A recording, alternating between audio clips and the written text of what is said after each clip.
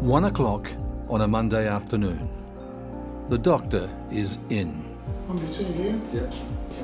But doctor seems a less than satisfactory title for this man, whose official identification uses so much of the alphabet, both before and after his surname. People who know him well call him Bars.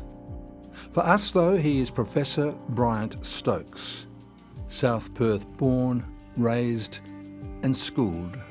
I was born in a little private hospital which was on the corner of Hopetoun Street and Onslow Road, to the sound of the lions roaring, and Alan Wilson delivered me. His son also went to school with me, and he was the family doctor, and it impressed me. Was there a moment when you decided, Professor, that you will be a doctor? Probably not, because I always thought I would be. Do you understand? There was nothing that suddenly a light dawned and I'm going to be a doctor, but I always imagined I would be. I moved into neurosurgery because the brain is so interesting and so fascinating, and I couldn't stand being a physician without doing things with my hands. But when you've got your hands in somebody's brain, what's that like? Very lonely. Lonely? Very lonely, as you can imagine, when you're delving into deep in someone's brain.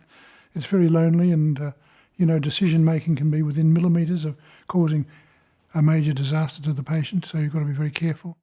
So what sort of person then are you, Professor, to be able to do that?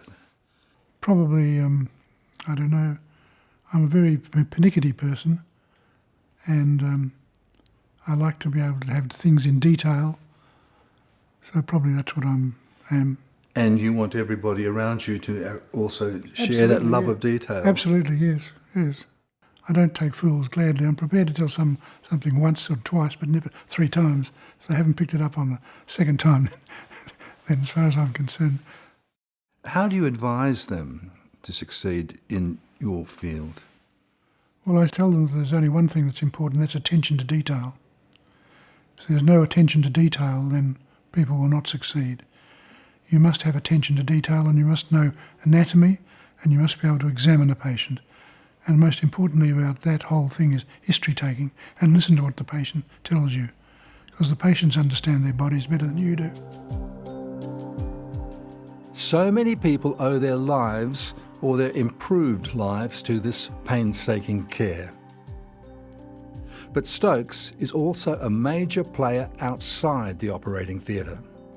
What was happening is there were people doing research in neuroscience all over the town, as it were, but not talking to one another or correlating together.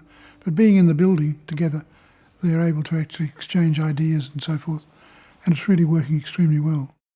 We've trained something like 10 Singapore neurosurgeons here in Perth over the years, and from Malaysia, and some from Indonesia, and we're also having trainees from America.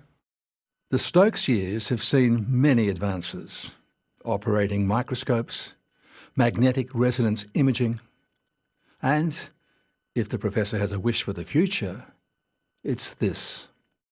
What I'd like the future to be is something to cure glioblastoma, which is the highly malignant primary brain tumour, which is very common, for which there's been no real treatment over the years. I mean, treatment's changed a bit. We've probably extended people's life expectancy about 12 months with all the treatments we use today, but it's a nasty condition, and we've got no way of treating it or curing it at this stage.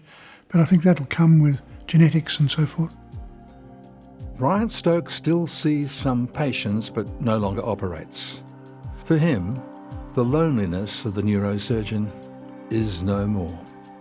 A friend of mine is a 747 captain for Qantas, and he's just retired about the same time as I stopped operating.